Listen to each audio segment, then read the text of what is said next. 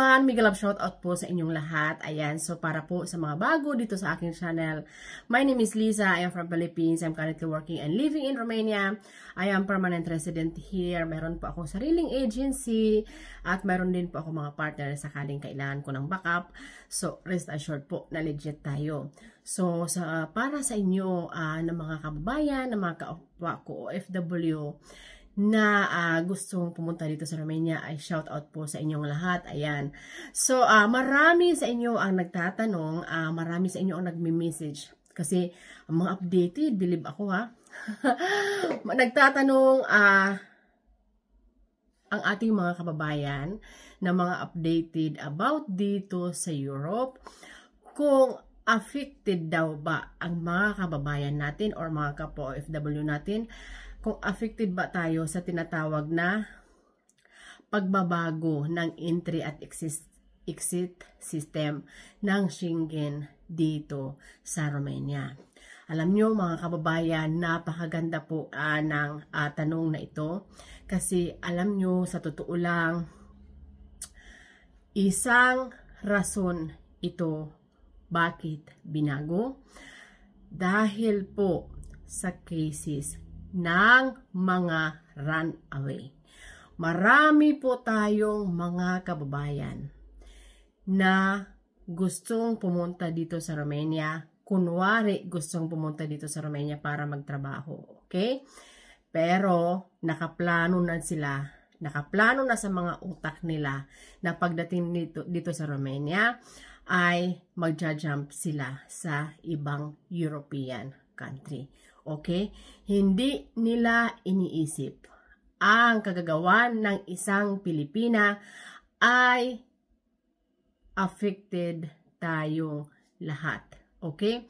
Kasi itong entry at exit system na binago, dahil dito makikita na kung sino ang mga illegal lahat sa European country. Okay? Para po ito, I will give you an example.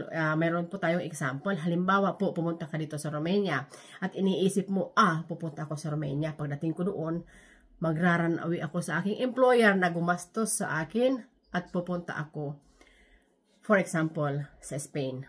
Okay? Paglabas mo dito sa Romania, sa airport pa lang makikita kung kailan ka lumabas. Okay? Makikita din doon sa Spain. Diyan pa lang, mache-check na tayo, makokontrol na tayo kung ilang araw na kayo sa Spain. Kung ilang araw na kayo nag-exit ng Romania. Okay? So, dito na kayo makikita ng illegal. Mga kapwa ko OFW, ang mga Filipina na pumupunta sa Romania para gawing stepping stone lamang, pagpunta sa ibang bansa ay mga illegal lahat. Okay? Ang dami, nagiging illegal sila. Kasi bakit? Iniisip nila, mas malaki ang sahod doon. Okay? Mas malaki ang sahod. Magbabayad ka ng bahay mo, kakain ka, transport mo pa, illegal ka pa. Dito sa Romania, sasabihin natin, maliit ang sahod. Yes, maliit ang sahod. Pero, sa first 2 years mo lamang yan na maliit ang sahod mo. Okay? Free ka ng pagkain. Free ka ng bahay. May tax ka na binabayaran ng employer mo buwan-buwan para sa health insurance, etc. etc. Okay? So, the same lang din yan. Ang iniisip kasi ng ating mga kababayan ay, kasi maganda doon, kasi ganyan, kasi ganito. Mahal. Yes, pero ubos yan lahat sa expenses mo. Sana maging smart po tayo. Or kung gusto man natin lumipat sa ibang bansa, yes, karapatan natin yan. Pero ilagay po natin ng legal way. Okay?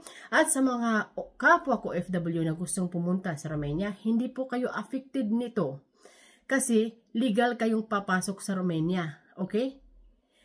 Magiging affected lang kayo kung mag-run away kayo. Dito kayo affected sa entry and exit na ito. Okay? Sana makatulong. Bye!